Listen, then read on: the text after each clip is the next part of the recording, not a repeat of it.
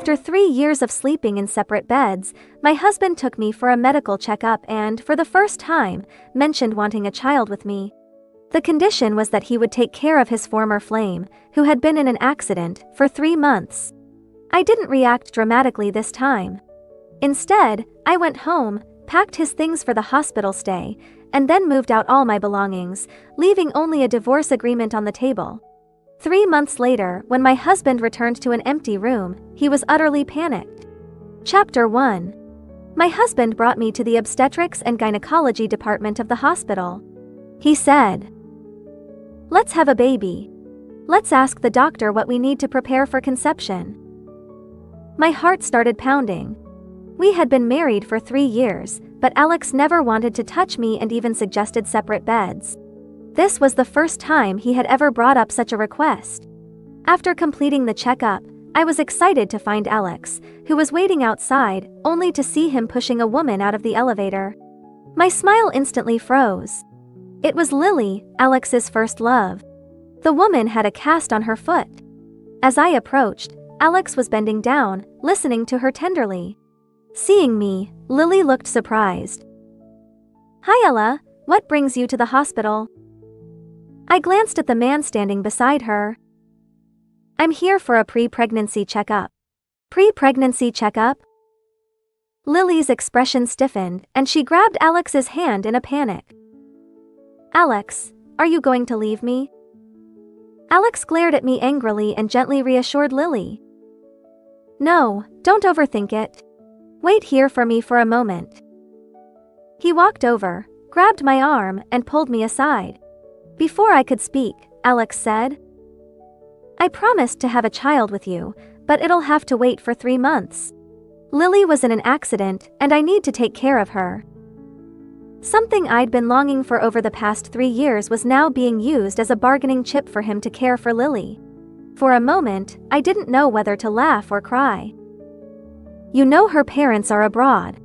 If I don't take care of her, no one will." He rambled on, trying to persuade me. I lowered my head, holding back my tears. "All right. Do you need help packing my things?" Alex was momentarily surprised that I didn't argue. He nodded. "I almost forgot. Just call me when you're done packing." "Okay, I'll head home now." Chapter 2. I first learned about Lily 3 years ago on Valentine's Day. I had prepared a candlelight dinner to surprise Alex. However, he called to say he had to entertain a client. Alex was always busy with work, and we rarely had time to bond. I didn't want to miss this chance, so I spoke gently. "That's fine. I'll wait for you, no matter how late you come back." There was a moment of silence on the other end, followed by a low, "Okay." I held my phone and waited by the table all night. But Alex never came home by dawn. Instead, I received a friend request on my phone. After accepting it, I habitually checked the person's profile.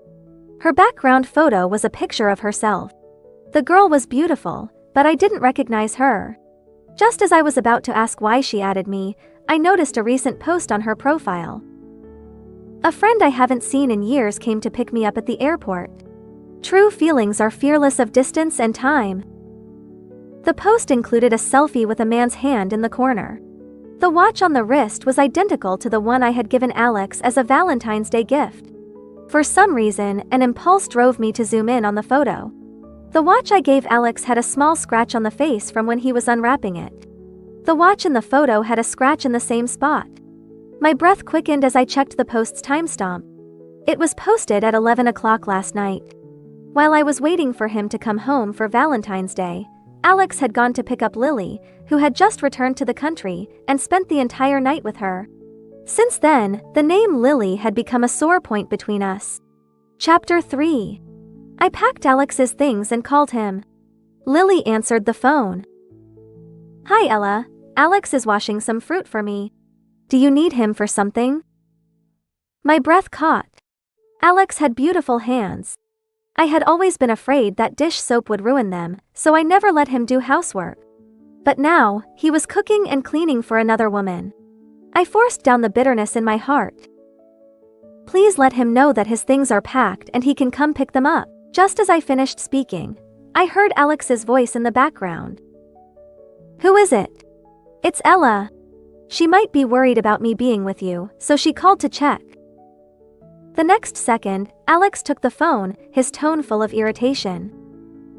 Ella, I told you I need to focus on taking care of Lily for these 3 months. Stop making a fuss, okay? I couldn't help but laugh bitterly. Making a fuss? When I started my studio to save costs and ease the financial burden on Alex's struggling company, I chose a location an hour away from home. Alex knew this but never mentioned picking me up from work. I initially thought he was just a straightforward guy who didn't understand these small gestures of care. Until I found out from Lily's profile that he picked her up for work every day. I called Alex, distraught, to confront him. Alex responded with irritation. Picking up Lily is on my way. Your studio is in the opposite direction from my office. Can you stop comparing every little thing? Besides, I told you to set up your studio near home. You insisted on that remote place. We had a cold war for several days because of this. In our 3 years of marriage, there were countless similar incidents. Every time we fought over Lily and ended up in a cold war, I would lower my head, unwilling to let go of our relationship. But Alex always believed it was my fault that I apologized first. I took a deep breath, trying to calm my emotions. I've packed your things. Come and pick them up. When Alex came to get his things, I was also packing. He didn't notice, looking rushed as he took the suitcase I handed him. He seemed a bit embarrassed and tried to reassure me. It's just 3 months. Once Lily's better, we'll have a child and live happily. I nodded, but my smile didn't reach my eyes. Watching Alex's car drive away from the upstairs window, I turned and packed all my belongings, then called a moving company. 3 months was too long, and I was done waiting. I took everything that belonged to me, leaving behind only a divorce agreement. Finally, looking at the home Alex and I had shared for 3 years, I left without looking back. Chapter 4. I focused on my work and occasionally browsed social media. Lily posted almost daily, sharing various photos of Alex taking care of her. The man even washed her underwear. They didn't look like just friends but more like a couple or even spouses. I laughed at myself. The man who claimed not to know how to do housework turned into a perfect boyfriend for Lily.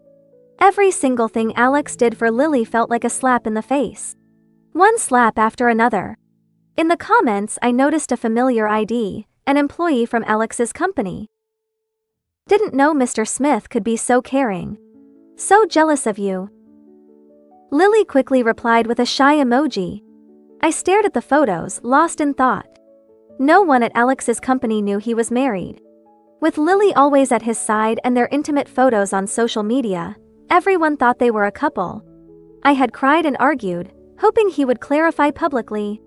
Alex said making our private matters public would look bad and told Lily to stop posting those ambiguous photos. After that, Lily's updates did decrease. But I knew she had blocked everyone from seeing those posts except me. She was deliberately showing off her closeness with Alex to provoke me, to force me to leave. And Alex, knowing Lily's little schemes, let her get away with it. This was what I couldn't accept. Just then, my assistant walked over. Boss, the contract with Alex's company was rejected again.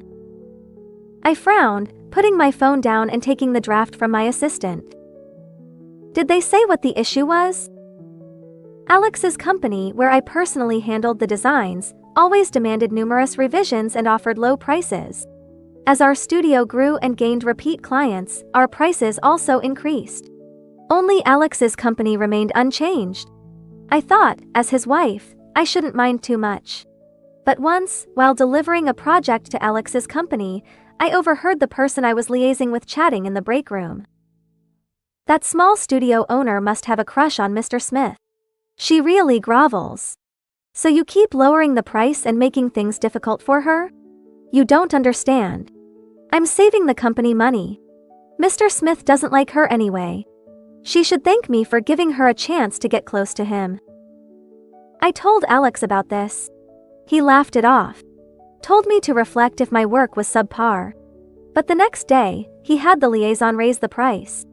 Alex didn't know that, at the time, I had plenty of big clients. I even turned down many commissions to make room for his company. I thought, despite his words, Alex still cared about me. Looking back, I realize he was just giving me a small concession to keep me in check. My assistant looked troubled. The liaison said everything was fine, but she just didn't like it. I paused, then smiled, putting the draft aside. Maybe our studio's design style doesn't suit Alex's company. Tell her to find someone else. My assistant was surprised. Oh, and from now on, we won't take any more projects from that company. Chapter 5. Time flew by. I sold the designs initially intended for Alex's company. The client was pleased and the payment was generous. In high spirits, my creativity flowed. Gradually, looking at Lily's social media posts no longer stirred any emotion. Perhaps sensing our change in attitude, the liaison panicked. After failing to reach me multiple times, she informed Alex. Alex called while I was having dinner with a client. I stepped aside to take the call. Ella, what are you up to? His voice was a mix of anger and tremor. I was taking photos at a tourist spot and replied absent-mindedly. You should have seen the divorce papers on the table. Just sign them and give them to my assistant. Alex's tone was full of disbelief. Are you serious? What else? I was a bit impatient. Sign the papers and we'll finalize the divorce when I get back. I was about to hang up when Alex stopped me. Wait! If this is about Lily, I can explain. His tone softened. Even if we are getting a divorce, we should sit down and talk, right? You can't just decide this on your own. I thought about it. Some things indeed needed to be clarified, so I agreed to meet when I returned. Chapter 6. When the plane landed, Alex was there to pick me up. He seemed to have made a special effort, dressed in the suit and tie I had bought for him. Alex opened the passenger door for me, but I walked past him and got in the back seat instead. His expression stiffened. On the way, he casually asked, "Didn't you always say that the passenger seat was your exclusive spot? Why are you suddenly sitting in the back?" I was sorting through photos on my phone, preparing to post a few nice ones on social media, and responded without thinking. It's not exclusively mine. Lily had probably sat there countless times. Compared to her, I had sat there much less often. Alex was at a loss for words. As we stopped at a red light, he turned to look at me, his expression serious. Are you mad at me? He seemed a bit annoyed. Lily and I really have nothing going on. It's not the way you think. I smiled. Really? Then why don't you ask your friends and colleagues who they think looks more like your spouse, me or Lily? Alex was speechless. The light turned green. Alex gripped the steering wheel, his voice a bit hoarse. I'll be more careful in the future, but divorce isn't a game, Ella. I hope you'll reconsider. I couldn't understand what was going on with him. Didn't he love Lily so much that he couldn't let go? Now that I wanted a divorce, it should be exactly what he wanted. I had Alex drive me to the apartment I rented near my studio. As I got out, he grabbed my wrist. Ella, I don't agree to the divorce. I looked at him calmly, about to speak when his phone rang. Alex pulled his phone from his pocket, saw the caller ID, and hesitated. Go ahead, answer it. It was obviously Lily. Alex pressed his lips together, then released my hand and answered the call. Lily's voice was as fragile as ever. Alex, my leg hurts a bit. Can you come over and check on me?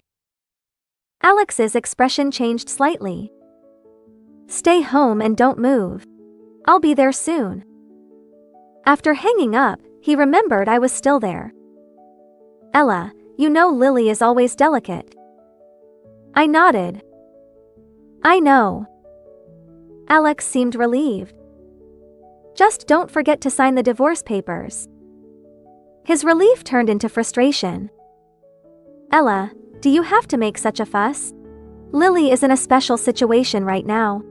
Why can't you be more understanding? Alex looked at me disappointedly, as if to say, Ella, you've changed. Still concerned about Lily, Alex didn't argue further and drove off after declaring he wouldn't agree to the divorce. That night, I received a multimedia message from an unknown number. It was a photo of Alex and Lily in bed together. The accompanying text was taunting. I heard Alex hasn't touched you in your 3 years of marriage. Ella, why disgrace yourself by staying? I took a screenshot and saved it. Then, I casually replied, sending intimate photos to others? Lily, you sure are bold. Lily didn't respond. Chapter 7. The next morning, Alex showed up at my studio. I had to give him credit for his time management, juggling between 2 women. Ella, I got these steamed buns from your favorite shop. I queued up early to get them. Alex said eagerly, placing the bag on my desk. I glanced at the address on the bag, smiling ironically. Really going out of your way, aren't you? It was a chain restaurant.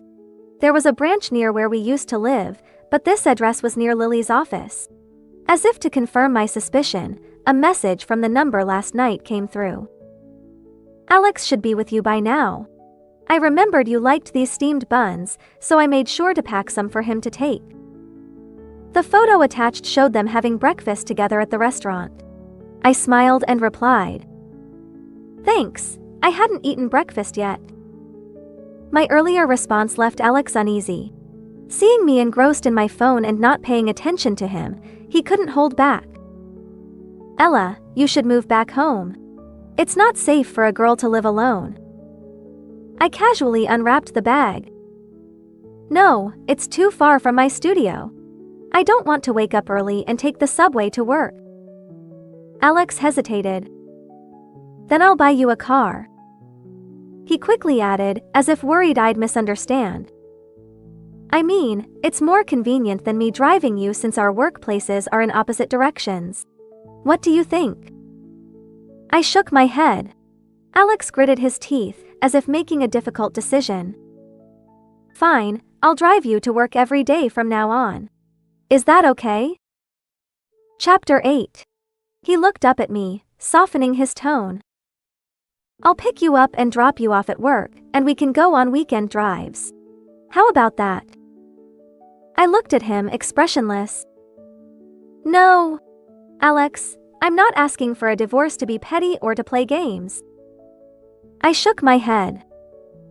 We're not right for each other. It's better if we split up. Alex shot up from his chair, eyes red, staring at me intensely.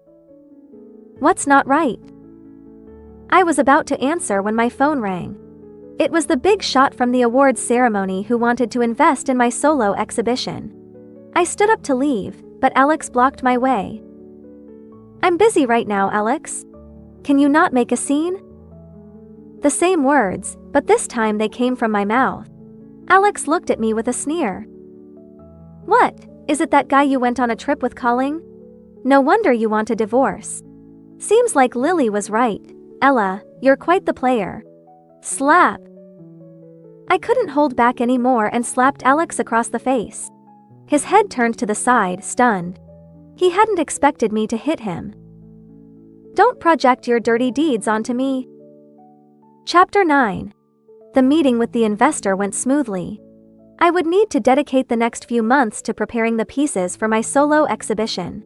Since the fallout with Alex, he hadn't come to see me, but Lily was constantly texting, asking where I had hidden her Alex. Fed up, I blocked her number as well. The next time I heard Alex's name was when his partner from the company called, saying Alex was drunk at a bar, calling out my name. I was incredulous. You must be mistaken. I'm not Lily.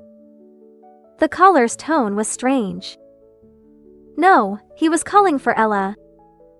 Alex had been drunk before, and his friends would call me to pick him up.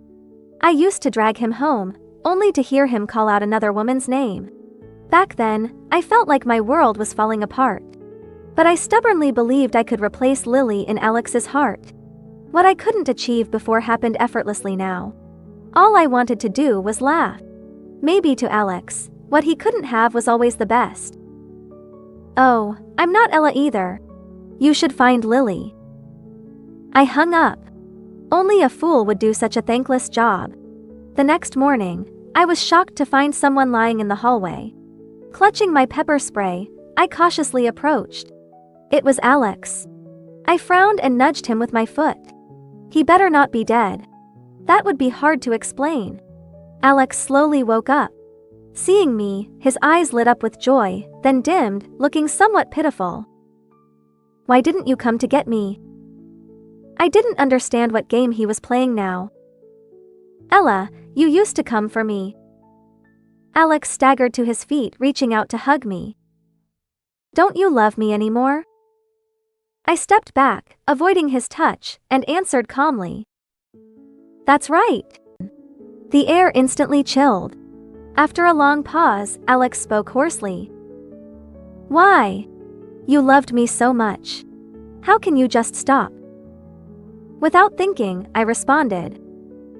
Because I don't like sharing my husband. The words sharing my husband made Alex's face change. Before he could argue, I pulled out my phone and showed him the evidence. Your old excuses are worn out. I'm tired of hearing them. I flipped through the photos one by one. I've figured it out. You always wanted to marry her, and I was just an inconvenient obstacle. Divorce, split the assets. You can give me more as compensation if you want. I said bluntly. But we must divorce. I had saved every screenshot from Lily's social media posts, and now it was time to return them. Alex's face turned pale as I showed him the photos. His voice trembled. I didn't know Lily posted these. I told her to block you. I smiled. So you admit you did all these things with her. You beg me not to divorce you, but one call from Lily and you leave me to be with her. You say you queued up early to get me steamed buns, but you actually had breakfast with her and brought them along. You've done everything a husband should do with Lily. You don't want a divorce because you're upset that I'm no longer clinging to you. Alex, I've had enough. I won't deceive myself anymore. We knew each other once. Please, let me go. Chapter 12. Even after laying everything out, Alex still refused to sign the papers. I didn't care. If he wouldn't sign, I'd take it to court. In court, I presented all the evidence of his infidelity. The outcome was clear. Not only did I win the divorce, but the judge also awarded me an additional 10% of the assets. With money and time on my hands, my solo exhibition was coming together nicely. I couldn't stop smiling. Lily, having waited all these years, finally saw me and Alex divorce. She immediately went to his company, announcing she was expecting and asking when they would get married. Alex threw her out.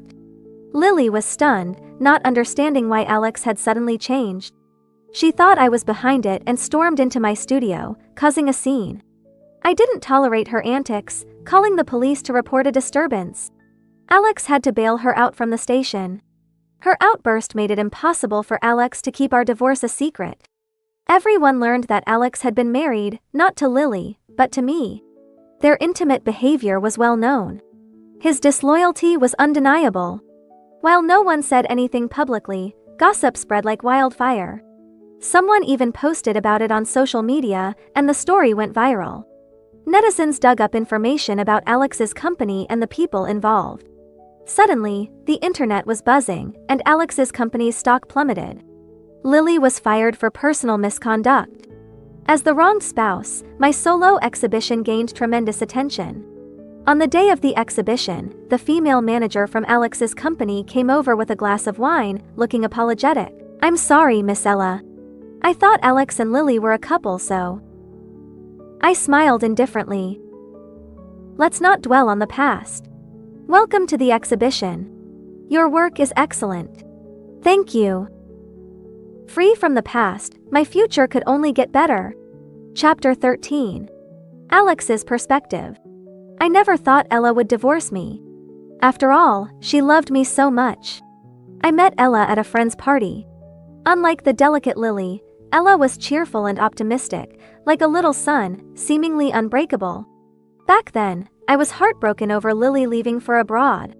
Perhaps my friends saw my feelings and tried to set me up with Ella. They arranged for me to drive her home. Ella, sitting in the passenger seat, was quiet and reserved, different from her lively self at the party. I observed her in the rearview mirror. With just one glance, I knew Ella had a crush on me. For some reason, I thought being with a girl like Ella wouldn't be so bad. She wasn't fragile like Lily. She didn't need much attention. Even during fights, she wouldn't need coaxing. A few days of cold shoulder, and she'd come around. Everything would be back to normal.